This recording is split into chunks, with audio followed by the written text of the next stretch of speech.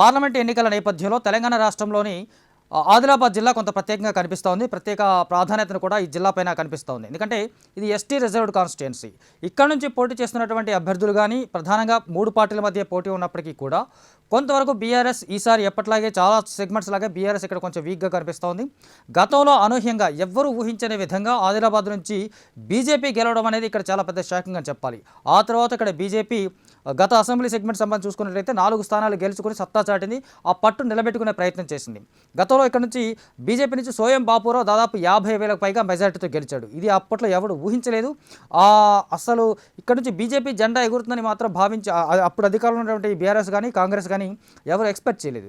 So ఆ ఊపుని ఆ sitting MP స్థానాన్ని మళ్ళీ నిలబెట్టుకోవాలని చెప్పేసే ప్రయత్నాల్లో బీజేపీ స్ట్రాంగ్గా ఉన్నప్పటికీ కూడా ఈసారి సోయం బాపురావుకి టికెట్ ఇవ్వలేదు. గోడం నగేష్ అనే ఒక అభ్యర్థికి మరొక టికెట్ ఇచ్చింది. గోడం నగేష్ గతంలో బీఆర్ఎస్ పార్టీ నుంచి ఇదే సోయం బాపురావుపై పోటీ చేసి ఓడిపోయాడు. అలాంటి అభ్యర్థిని మళ్ళీ బీజేపీ నుంచి టికెట్ ఇచ్చి పోటీ చేయించడం అనేది కొంత విశేషంగా చెప్పుకోవాలి. ఇక కాంగ్రెస్ పార్టీ నుంచి ప్రస్తుతం అధికారంలో ఉన్నామనేటువంటి ఏకైక పెచ్చింగ్ పాయింట్తో ఎలక్షన్స్లోకి వెళ్తున్నటువంటి కాంగ్రెస్ పార్టీ నుంచి ఆత్రం సుగుణ బరిలో ఉన్నారు. ఆత్రం సుగుణ ఆదివాసీల హక్కుల కోసం, గోండుల జీవన విధానంలో మెరుగుపరచడం కోసం చెప్పేసి, లేదా పోడు పట్టాల కోసం, పోడు భూముల మీద హక్కుల కోసం చెప్పేసి ఆమె చాలా కాలంగా పోరాటం చేస్తూ ఉన్నారు. ఆ కోణంలో ఆత్రం సుగుణకి ఆదివాసీలలో ఒక మంచి పట్టు ఉంది. ఆవిడ మీద ఒక మంచి అభిప్రాయం కూడా అక్కడ ఉంది. సో కాంగ్రెస్ పార్టీ ఆత్రం సుగుణని బరిలోకి దించుతోంది. ఇక బీఆర్ఎస్ నుంచి ఆత్రం సక్కు బరిలో ఉన్నారు. మరి ఈ ముగ్గురులో గెలుపు అవకాశాలు ఎవరికి ఉన్నాయి, ఎవరికి సంబంధించినటువంటి విజయ అవకాశాలు ఒకసారి పరిశీలించి చూసినట్లయితే ఇక్కడ సిట్టింగ్ ఎంపీగా ఉన్నటువంటి బీజేపీ ఆ స్థానాన్ని నిలబెట్టుకునే దానికోసం మరోసారి గట్టిగా ప్రయత్నం చేస్తోంది. జాతీయ స్థాయి నాయకులు వచ్చి ఇక్కడ ప్రచారం చేశారు. అమిత్ షా, జేపీ నడ్డా లాంటి వాళ్ళ నాయకులు వచ్చి ఇక్కడ ప్రచారం చేస్తూ ఉన్నారు. కాకపోతే ఇక్కడ గతంలో ఉన్నటువంటి సోయం బాపురావుకు టికెట్ ఇవ్వకపోవడం కొంత డ్రాబ్యాక్ ఇక్కడ ఈ కాన్స్టిట్యుయెన్సీ అని చెప్పాలి. ఎందుకంటే ఒక సోయం బాపురావు ఎందుకు ఇవ్వలేదు అని చెప్పుకోవడానికి ప్రత్యేకమైనటువంటి కారణాలు బీజేపీ దగ్గర కొన్ని ఉన్నప్పటికీ కూడా అదే సోయం బాపురావు మీద గతంలో ఓడిపోయినటువంటి అభ్యర్థిని మళ్ళీ తీసుకురావడం అనేది కొంత అక్కడ అభ్యర్థుల్లో కూడా మిగతా శ్రేణుల్లో కూడా కొంత గందరగోళానికి దారితీసే అవకాశం ఉంది. నగేష్ సంబంధించి చూసుకున్నట్లయితే నగేష్ గతంలో బీఆర్ఎస్ నుంచి పోటీ చేశాడు. ఇక్కడ బీఆర్ఎస్ నుంచి ఈయన అప్పుడు కాంగ్రెస్ 3వ స్థానానికి పరిమితం అయితే బీఆర్ఎస్ 2వ స్థానానికి అవుతే బీజేపీ అభ్యర్థి చేతిలో ఈయన 50,000 పైన ఓట్ల మెజారిటీతో ఓడిపోయినట్టుగా చెప్పుకోవచ్చు. సో అలాంటి అభ్యర్థిని మళ్ళీ బీజేపీకి టికెట్ ఇచ్చి తీసుకోవడం అనేది కొంత విశేషంగానే చెప్పుకోవాలి. ఎందుకంటే రాజకీయంగా ఎప్పుడు ఎవరు పర్మనెంట్ కాదని చెప్పుకున్నప్పటికీ కూడా గతంలో ఓడిపోయినటువంటి అభ్యర్థిని గెలిచిన పార్టీ మళ్ళీ తీసుకుని టికెట్ ఇవ్వడం అనేది కొంత విశేషం. ఎందుకంటే ఒకవేళ సోయం బాపురావుకి టికెట్ ఇచ్చుంటే కనుక ఆ బలాన్ని ఆయన నిలబెట్టుకున్నాడు. ఎందుకు కారణం ఏంటి, ఆయన ఆల్రెడీ ఎంపీగా ఉండి ఇక్కడ అసెంబ్లీ సెగ్మెంట్లో ఆ బలాన్ని నిలబెట్టుకున్నాడు. ఎంపీ సెగ్మెంట్స్లో 4 స్థానాలకు పైగా 4 స్థానాలు గెలుచుకుని ఆ బలాన్ని నిలబెట్టుకున్నాడు. కాబట్టి ఖచ్చితంగా సోయం బాపురావు కంటే అక్కడ ఒక స్ట్రెంత్ ఉండాలి. ఆ స్ట్రెంత్ని కాదని కూడా నగేష్కి బీజేపీ టికెట్ వెనుక తన వ్యవహారాలు ఏంటనేది కొన్ని రోజుల్లో తెలిసిపోతుంది. కాకపోతే ఇక్కడ బీజేపీకి సంబంధించి చూసుకున్నట్లయితే కొంత వర్గ విభేదాలు కనిపిస్తూ ఉన్నాయి. మిగతా శ్రేణి నాయకుల్లో అంత కలిసి రావడం లేదనేటువంటి ఒక కొంచెం టాక్ వినిపిస్తోంది. అది కొంత డ్రాబ్యాక్ అయ్యే అవకాశం ఉంటుంది. అలాగే ఎస్సీ ఎస్టీల రిజర్వేషన్ సంబంధించి చూసుకున్నట్లయితే అది పెద్ద డ్రాబ్యాక్ ఇక్కడ బీజేపీకి అవుతుంది. ఎందుకంటే మోదీ కానీ అమిత్ షా కానీ చేస్తున్నటువంటి వ్యాఖ్యలు నిజంగా చేశారా చేయలేదని చెప్పేసి అమిత్ షా కూడా దాన్ని ఫేక్ అని చెప్పేసి కేసులు పెట్టారు.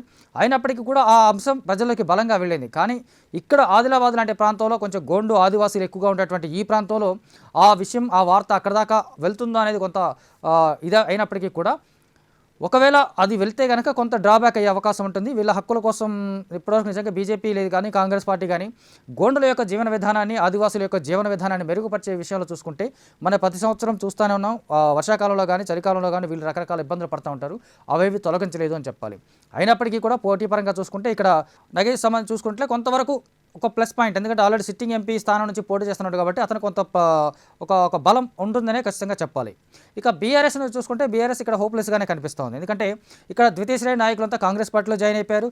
కోనేరు కోనప్ప గత ఎన్నికల్లో సిర్పూర్ ఎన్నికల్లో చాలా ప్రభావం చూపించినటువంటి ఓడిపోయినప్పటికీ కూడా చాలా భారీ స్థాయిలో ఓట్లు తెచ్చుకున్నటువంటి కోనేరు కోనప్ప కాంగ్రెస్ పార్టీలో చేరడం, అలాగే మాజీ మంత్రి ఇంద్రకరణ్ రెడ్డి కాంగ్రెస్ పార్టీలో చేరడం ఇప్పుడు ఆ పార్టీకి పెద్ద మైనస్గా కనిపిస్తోంది. అలాగే మిగతా ద్వితీయ శ్రేణి నాయకులు కానీ జిల్లా పరిషత్ చైర్మన్లు కానీ లేదా కార్పొరేటర్లు వీళ్ళందరూ కూడా కాంగ్రెస్ పార్టీలో చేరడం వల్ల అక్కడ అభ్యర్థికి సంబంధించి చూసుకున్నట్లయితే ఆత్రం సక్కుకు సంబంధించి చూసుకున్నట్లయితే ఇది కొంత పెద్ద మైనస్గా అవుతుంది. ఒక రకంగా బీఆర్ఎస్ హోప్లెస్గానే ఉంది. ఇక్కడ ఇంత ద్వితీయ శ్రేణి నాయకులు గతంలో బలంగా ఉన్నటువంటి వాళ్ళు ఒక ప్రభావాన్ని చూపించిన వాళ్ళు, జిల్లా స్థాయిలో ప్రభావాన్ని చూపించినటువంటి నాయకులంతా కాంగ్రెస్ పార్టీలో చేరడం అనేది ఈ పార్టీకి పూర్తిగా హోప్లెస్ అనేదానికి రీజన్ అయిపోయింది. సో ఇక్కడ బీఆర్ఎస్ గెలుపు గురించి మాట్లాడుకోవడం కూడా పెద్దగా ఉపయోగం లేని అంశంగానే చూసుకోవాలి. సో ఇక చూసుకుంటే పోటీ త్రిముఖంగా ఉన్నప్పటికీ కానీ ప్రధానంగా పోటీ మాత్రం కాంగ్రెస్ వర్సెస్ బీజేపీగా ఉండబోతుంది. కాంగ్రెస్ పార్టీ చూసుకుంటే ఆత్రం సుగుణ మనం ముందే చెప్పుకున్నట్టు తను ఆదివాసీల హక్కుల కోసం పోరాటం చేస్తున్నటువంటి నాయకురాలు. ఆ క్రమంలో తను ఆ ప్రాంతంలో ఉన్నటువంటి ఏదైతే తన సెగ్మెంట్లో ఉన్నటువంటి కాన్స్టిట్యుయెన్సీ ఉన్నాయి, ఈ కాన్స్టిట్యుయెన్సీ అన్నిటి కూడా చాలా సుపరిచితురాలు. ఆమె వాళ్ళ హక్కుల కోసం పోరాటం చేస్తుంది. ఒక మంచి పేరుంది తనకు వ్యక్తిగతంగా కూడా. ఆ కారణంగా ఆదివాసీలోను, గోండులోను తన మీద ఒక సాఫ్ట్ కార్నర్ ఉంది. దీనికి తోడు ఈ ఆదిలాబాదు పార్లమెంటు స్థానానికి సంబంధించి ఇన్ఛార్జిగా ఉన్నటువంటి సీతక్క కూడా చాలా విస్తృతంగా ప్రచారం చేస్తూ ఉంది. ప్రస్తుతం మినిస్టర్గా ఉన్నటువంటి తెలంగాణ కాంగ్రెస్ గవర్నమెంట్లో మినిస్టర్గా ఉన్నటువంటి సీతక్క ఆదిలాబాదు పార్లమెంటు కాన్స్టిట్యున్సీకి ఇన్ఛార్జిగా ఉన్నారు. తను కూడా ఎస్టీ కాబట్టి ఆ ప్రాంతంలో చాలా విస్తృతంగా తిరుగుతూ ఉన్నారు.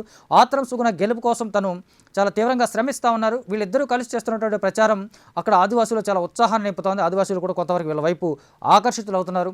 ఆ ఆకర్షణ ఖచ్చితంగా ఓట్లుగా టర్న్ అవుతుంది, గెలుపుగా మారుతుందని చెప్పేసి కాంగ్రెస్ పార్టీ భావిస్తోంది.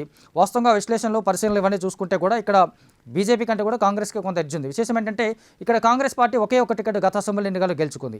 అయినప్పటికీ కూడా పార్లమెంటు స్థానంలో జెండా ఎగరేసి తమ సత్తాను చాటుకోవాలి, అధికారంలో ఉన్నాం కాబట్టి ఇక్కడ ఆ స్థానాన్ని నిలబెట్టుకోవాలనేటువంటి గట్టి ప్రయత్నాలు కాంగ్రెస్ పార్టీ చేస్తుంది. అందుకనే అక్కడ సామాజికంగా ఆల్రెడీ ప్రజల్లో ఉన్నటువంటి సామాజిక సేవ కావచ్చు, ప్రజల హక్కుల కోసం పోరాటం చేస్తున్నటువంటి ఆల్రెడీ ప్రజల్లో ఉన్నటువంటి ఆత్రం సుగుణ లాంటి పర్సన్కి టికెట్ ఇవ్వడం, తనకు తోడు సీతక్క లాంటి పర్సన్ అక్కడ ఇన్ఛార్జిగా నియమించడం, వీళ్ళిద్దరూ కలిసి మహిళలుగా ప్రజల్లోకి వెళ్ళి వాళ్ళని ఓటర్లను ఆకర్షించే ప్రయత్నం చేయడం వల్ల ఇక్కడ కాంగ్రెస్ పార్టీకి చాలా ఎక్కువ అర్జుంది.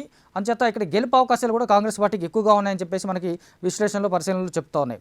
సో ఓవరాల్గా చూసుకుంటే ఇక్కడ బీఆర్ఎస్ హోప్లెస్గా కనిపిస్తోంది. ఇక్కడ మ్యాక్సిమం గెలిచేదానికి అవకాశాలు ఆల్మోస్ట్ లేవని చెప్పాలి. బీజేపీకి సంబంధించి చూసుకున్నట్టయితే సిట్టింగ్ ఎంపీ అయినటువంటి ఒక ధైర్యంతో పాటు మోదీ చరిస్మా, మోదీ పథకాలు అనేవి విస్తృతంగా ప్రజల్లో ప్రచారంలోకి లేకపోయినప్పటికీ కూడా వీళ్ళు చెప్తున్నట్టుగా, స్థానికంగా నాయకులు వీళ్ళు చెప్తున్నట్టుగా మోదీ చరిస్మా పనిచేస్తుంది. అమిత్ షా, నడ్డా లాంటి వీళ్ళు చెప్తున్నటువంటి ప్రసంగాలు కానీ ఇవన్నీ కూడా మాకు పనిచేస్తాయి. ఖచ్చితంగా ఇక్కడ ఈ ప్రాంతంలో ఆదివాసులకి మేలు జరగాలంటే బీజేపీకి ఓటేయాలని చెప్పేసి ఆ ప్రయత్నంతో పాటు కాంగ్రెస్ పార్టీ వైఫల్యాన్ని, కాంగ్రెస్ కేంద్రంలో అధికారంలోకి వస్తే మళ్ళీ ఇక్కడ ఆదివాసులకు ఎలాంటి సమస్యలు వస్తాయి అనే అంశాలని చాలా విస్తృతంగా బీజేపీ ప్రచారంలోకి తీసుకువెళ్ళడం ఆ పార్టీ కొంత ప్లస్ అవుతున్నప్పటికీ కూడా ఇక్కడ అధికారంలో ఉన్నటువంటి కాంగ్రెస్ పార్టీ ఇక్కడ ప్రజల హక్కుల కోసం పనిచేస్తుంది కాబట్టి మాకు ఓటేస్తేనే ఇక్కడ ప్లస్ అవుతుంది అని చెప్పేసి కాంగ్రెస్ పార్టీ అంతే ధీటుగా, అలాగే బీజేపీకి ఓటేస్తే రిజర్వేషన్లు పోతాయి, బీజేపీకి ఓటేయడం వల్ల మనకు ఖచ్చితంగా రాబోయే రోజుల్లో మరిన్ని సమస్యలు ఎదురవుతాయి, కేవలం మతాలు వీటి ప్రాతిపదికన రాజకీయాలు చేస్తుంది ఆ పార్టీ అని చెప్పేసి కాంగ్రెస్ కూడా అంతే విస్తృతంగా ప్రజల్లో ప్రచారం చేయడం వల్ల ఈ రెండు పార్టీల మధ్య ప్రధానంగా పోటీ స్పష్టంగా కనిపిస్తున్నప్పటికీ కొంత ఆధిక్యం, ఇప్పటివరకైతే కొంత ఆధిక్యం. ఏ ఎన్నికైనా సంబంధించి మనం చూసుకుంటాం చివరి 48 గంటలు చాలా కీలకంగా ఉంటుంది. ఆ కీలకమైనటువంటి అంశాన్ని పక్కన పెడితే కనుక ఇప్పుడున్న పరిస్థితి చూస్తే ఆదిలాబాద్ పార్లమెంట్ సెగ్మెంట్ సంఘం చూసుకున్నట్లయితే కొంత కాంగ్రెస్ పార్టీకి ఎక్కువ అర్జుంది. ఆ తర్వాత స్థానంలో బీజేపీ కనిపిస్తోంది. బీఆర్ఎస్ 3వ స్థానానికి పరిమితమయ్యే అవకాశాలు ఉంది. సో ఇది ఆదిలాబాద్ సంబంధం చూసుకున్నట్లయితే ఇక్కడ ఆదివాసీలు ఒక రకమైనటువంటి విభిన్నమైనటువంటి సంస్కృతి సంప్రదాయాల కలబోతగా కనిపిస్తారు. అటు మహారాష్ట్ర కొంత సరిహద్దుగా ఉంటాం, ఆ సరిహద్దు ప్రాంతంలో ఉన్నటువంటి కల్చర్ కూడా వీళ్ళ కల్చర్లో మిక్స్ అయినడం, ఇవన్నీ కలిపి చూసుకుంటే ఒక మిక్స్డ్ కల్చర్ ఉన్నటువంటి ఆదిలాబాద్ ప్రాంతంపై పట్టు నిలబెట్టుకునేందుకు 3 పార్టీలు ప్రధానంగా పోటీ పడుతున్నప్పటికీ కూడా ఎక్కువ ఎడ్జ్ కాంగ్రెస్ పార్టీకి, తర్వాత స్థానంలో బీజేపీ నిలబడే అవకాశం ఉంది. సో బీఆర్ఎస్ ఇక్కడ ఆల్మోస్ట్ హోప్లెస్గానే చెప్పాలి.